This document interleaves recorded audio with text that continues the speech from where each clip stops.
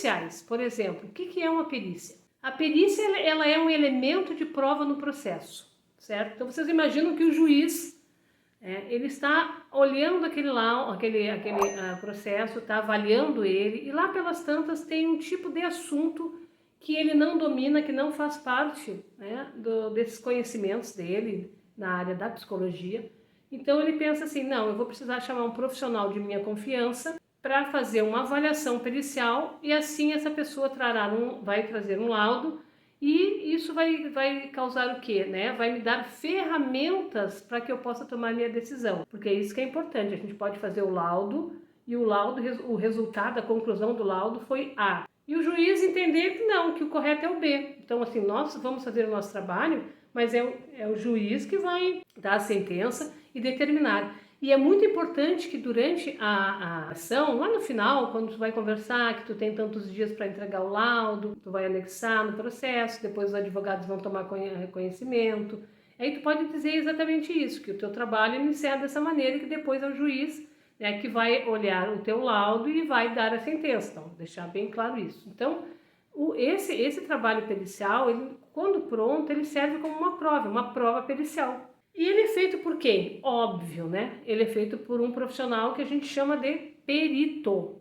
Mas como perito, nós podemos trabalhar de duas maneiras. Então, nós vamos trabalhar como perito do juízo. Quem é o perito do juízo? O perito do juízo é o profissional que é nomeado pelo juiz, ele não é concursado, eu não estou falando do concursado, ele é um profissional de confiança do juiz. Então, o juiz vai no dia da audiência e ele diz assim: nomeio a psicóloga Simone Lemes para avaliação psicológica e as partes podem indicar seus assistentes técnicos. Aí nós estamos entrando numa outra atividade que o perito pode fazer. Então o perito ele pode ser o perito do juízo, que é esse que eu falei para você, que é nomeado pelo juiz, e ele pode ser assistente técnico. E o assistente técnico é aquele profissional que é contratado pelas partes. Que partes são essas? As partes são o autor e o réu. Então, o trabalho do assistente técnico é um trabalho de análise do nosso laudo, do nosso trabalho, na verdade, né? Um trabalho do outro. Mas é importante a gente também se dar conta disso. Eu acho que isso é uma coisa muito particular, que esse trabalho, ele não é um trabalho de fiscalização, como as pessoas querem, porque tem muito assistente técnico, tá? Da área da psicologia, que é o que eu estou falando, que acha, assim, que assistente técnico está acima do bem e do mal. Eu vou criticar o seu laudo, você não fez certo, você não aplicou a testagem certo, você não sei o que... Não, só um pouquinho, dá licença.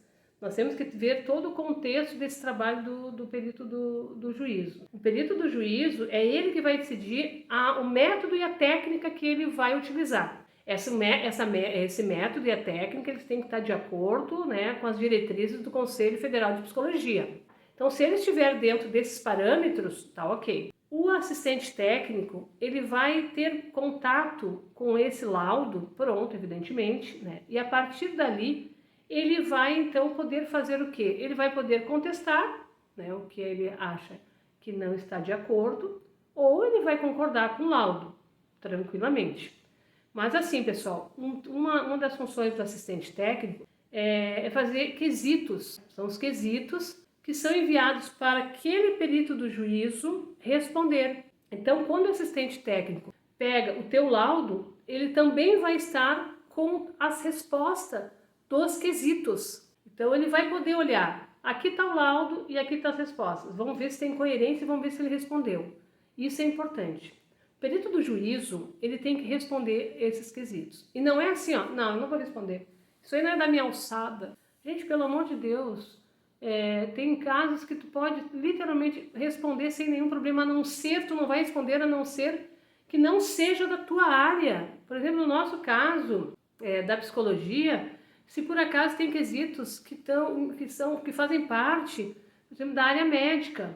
Então, vamos imaginar que uma pessoa, ela estava no trabalho, sofreu um acidente, machucou o pé e, em função de ter ficado afastado no INSS, ela começou, então, ela adquiriu, enfim, ficou doente, né, com psicopatologia de depressão ou outras, né, que podem tanto surtir efeito, né, numa situação como essa. O que acontece, pessoal, é que de repente naquele quesito tem uma pergunta tipo, de acordo com o raio-x do tornozelo, coisa e tal, não.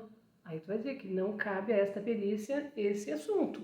Mas aí tu vai dizer, mas como é que vai estar esse assunto? Como é que vai estar? É que às vezes, pessoal, quem faz os quesitos são os advogados, né?